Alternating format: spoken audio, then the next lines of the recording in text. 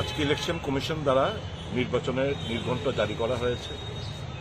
এখানে কংগ্রেস কর্মীরা যারা উপস্থিত ছিল তারা বললো যেহেতু নির্ঘণ্ট জারি করেছে আমরা একটু প্রার্থীর সমর্থনের মধ্যে আমাদের ভারতীয় জাতীয় কংগ্রেসের পশ্চিম ত্রিপুরা লোকসভা আসনের যিনি প্রার্থী ত্রিপুরা প্রদেশ কংগ্রেস কমিটির মাননীয় সভাপতি আশিস কুমার সাহা মহাশয়, আপনারা জানেন ভারতীয় জাতীয় কংগ্রেসের প্রার্থী হিসেবে মনোনীত হয়েছেন। প্রার্থীর সমর্থনে কর্মীরা আজকে বেরিয়েছে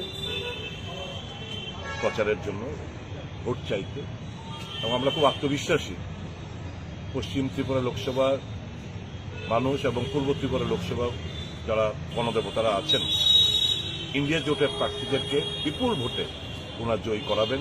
এই নির্বাচনে আমার দৃঢ় বিশ্বাস রয়েছে। অন্যদিকে শাসক দলের প্রার্থী বিজেপির প্রাক্তন মুখ্যমন্ত্রী বিপ্লব দেব বলছে 1 লাখের বেশি ভোট পাবেন না, এর নিচে পাবেন, সে বিষয়টা কি?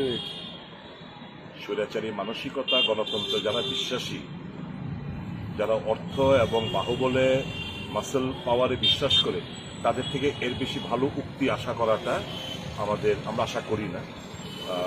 আমরা বিশ্বাস করি জনগণের ক্ষমতার উপর, জনগণের মতদাতারা যারা আছেন তাদের সুচিন্তিত মতামত প্রকাশের উপর আমাদের আস্থা বিশ্বাস।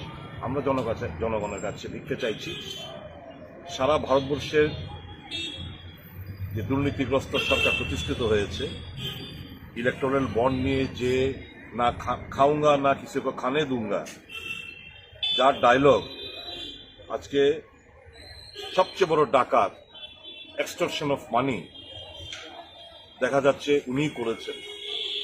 কাজে এই ডাকাতদের বিরুদ্ধে আমাদের শুধু চোন এরা ডাকাত, কারণ ইডি সিবিআই ইনকাম ট্যাক্স লাগিয়ে কর্পোরেট জগৎ থেকে টাকা কিভাবে তুলতে হয় সেগুলো আপনারা দেখেছেন সামাজিক মাধ্যমে, যদিও ইলেকট্রনিক্স এবং খবরের মাধ্যম এগুলো প্রচার করছে না, কারণ তারাও বিশাল অর্থের কাছে নত জানে। আমরা আমাদের বিশ্বাস রয়েছে আপামর ভারতবর্ষের জনগণের উপর। সঠিক মতদানের মাধ্যমে তারা এবার উচিত শিক্ষা ভারতীয় জনতা পার্টিকে দেবে বলে আমাদের বিশ্বাস।